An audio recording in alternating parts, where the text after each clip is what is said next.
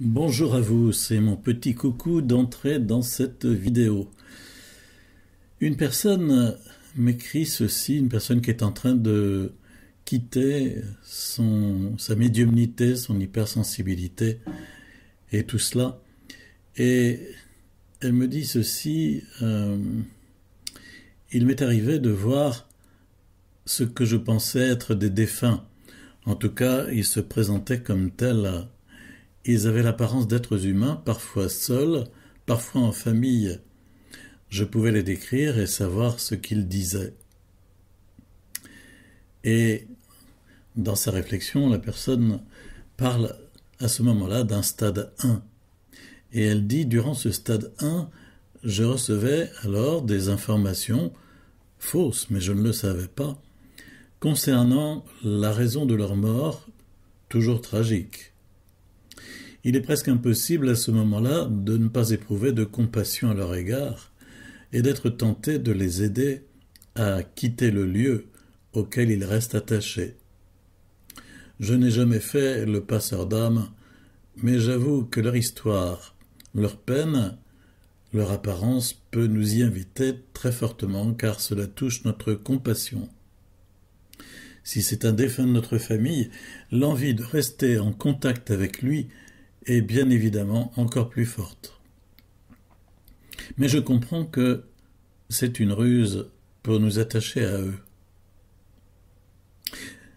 Mais peu à peu, ces êtres humains que je pensais être des défunts et qui étaient au départ inoffensifs, de pauvres victimes de drames atroces demandant leur libération, sont devenus des êtres agressifs, violents, et dont la présence s'est peu à peu faite plus tangible, plus sensible. Ils pouvaient alors me toucher, me pousser, me frôler, me souffler dessus, crier, m'attaquer, en me serrant le cou comme pour m'étrangler. À ce stade, ils ne demandaient plus leur libération, mais ils s'imposaient, imposaient leur présence, faisaient régner la peur en moi quand ils le souhaitaient. Visiblement, ma peur, voire ma terreur, était pour eux une nourriture exquise. C'était le stade 2. Après ce stade, et ce fut le dernier, le terrible stade 3. Ces pauvres âmes errantes, d'apparence humaine, sont devenues clairement d'apparence démoniaque, monstrueuse. Je n'ai aucun mot pour décrire de telles créatures. Avec une force qui n'avait plus rien à voir avec celle du stade 2, cette fois, ce dont j'ai eu peur, c'est la mort, car ils ne se contentent plus de pousser, toucher, crier, ils donnent des idées noires, ils incitent au suicide, ils harcèlent jour et nuit. Bien entendu, à ce stade, ils font ce qu'ils veulent, apparaissent quand ils veulent, font beaucoup de bruit, terrorisent encore plus et s'en délectent. Il est presque impossible de ne pas être terrorisé, même si j'ai vite compris que me faire vivre l'enfer les excitait énormément. Alors, cette personne décrit ainsi son expérience de médiumnité, de spiritisme en quelque sorte, de contact avec des esprits qui se font passer pour des morts, pour des défunts, et pour des défunts qui demandent de l'aide pour un passage, demandent des prières, mais se révèlent très vite agressifs, puis réellement pour ce qu'ils sont, à savoir des esprits diaboliques. Le fait de déclencher pitié et compassion chez celui ou celle qui les voit leur permet de nous ficeler, de nous attacher, continue-t-elle.